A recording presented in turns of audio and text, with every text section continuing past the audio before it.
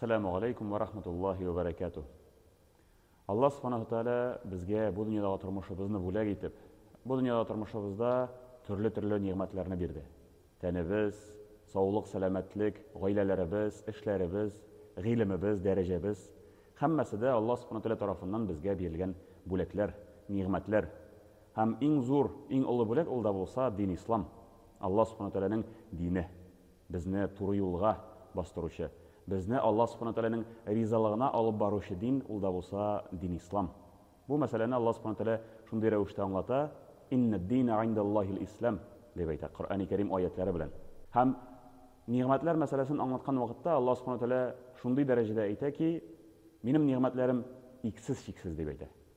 Ham shu ne'matlarimni soniy boshlasangiz, shu ne'matlarimning sonin, hisobini endi chiqarmoqchi bo'lsangiz, u vaqtda ishini chiqa olmassiz deb aytadi.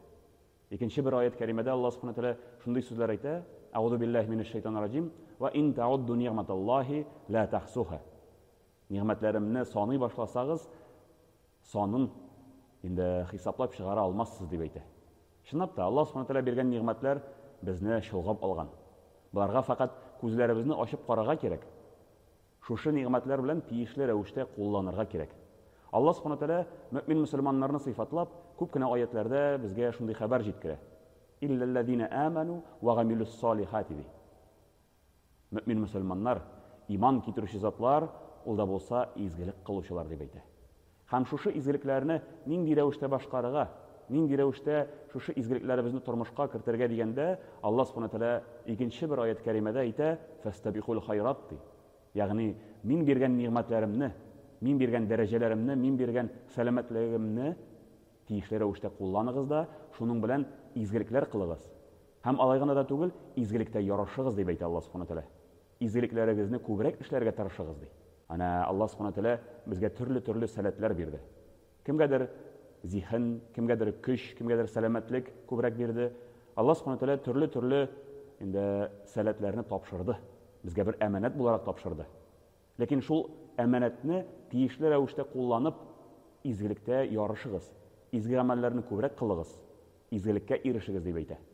Bir-biringizga yordam etirga mumkinligingiz bor ekan, bir-biringizga yordam qo'llaringiz suzirga, bir-biringizga foyda keltirga mumkinligingiz bor ekan, shu mumkinlik bilan qo'llaningiz deb aytadi. Payg'ambarimiz Muhammad Mustafa sallallohu alayhi vasallam o'zining bir hadis sharifida shu oyat kalimaga to'g'ri keltirib bizga endi anglatib beradi. O'zimizning turmushimizda nindidir salatimiz bor ekan, nindidir hunarimiz bor ekan, shu hunarimiz bilan kishilarga, tira-yo'nga bir foyda keltirlik darajada tirishlik ko'rsatik. Alloh subhanahu taolo bizga bir salat beribdi, shu salatimiz uchun hech cheksiz so'rayshaq. Bu salatimiz bilan nindi ravishda qo'llandik, bu mumkinligimizni, bu fursatimizni nindi ravishda qo'llanib da Alloh taolaning rizolig'iga erishishga tirishdikmi, yo'qsa yo'qmi? İzliklarimizni orttirdikmi, yo'qsa yo'qmi? Bigrakda shu yaqinlashib kelgan Ramazon oylarında. Chunki Ramazon oylarında bizning izgiliklarimiz uchun bayasi, savobi orta. Alloh subhanahu taolo bu vaqtda qilgan izgiliklarimiz uchun ajr savoblarini behisob etib topshiradi. Hatto bir oyat karimada Alloh subhanahu taolo aytadi: "Al-jazaul ihsani illa al-ihsan." İzgiligingiz uchun, izgi amaligingiz uchun javob bo'larak faqat izgilikgina bo'lacak. Shu amallarimizni ixlosdan ishlasak, shu amallarimizni bir g'adatga kiritib jibersak, turmushlarimizni izgilik bilan to'llandirsak, izgilikda yorishsak, Alloh taolaning rizolig'iga erishamiz. Payg'ambarimiz Muhammad Mustafa sallallohu alayhi vasallamning sahobalarına e'tibor etsak, ularning turmush yo'llarini qarasak, biz bu masalani ko'ra olamiz. Bu masalaning ochiqlanuvini ko'ra olamiz.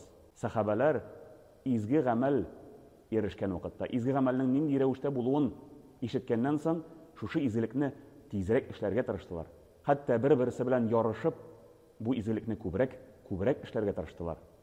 Biz de sahobalarga qarab, mu'min musulmonlarga qarab, e'tibor etib, izgiliklarimizni orttirib turmush olib borik. Bir-birimizga yordam etik, bir-birimizga foyda keltirik. Alloh subhanahu taolaning rizolig'iga hamma bizga da erishishga nasib bo'lsin. Shu kunlarni, shu oylarni, shu vaqtlarimizni, mezgillarimizni izgilikda o'tkazishga hamma bizga da nasib bo'lsin. Alloh subhanahu taolo izgi amallarimizni qabul etsin. Әссәламу алейкум ва рахматуллахи ва баракатух.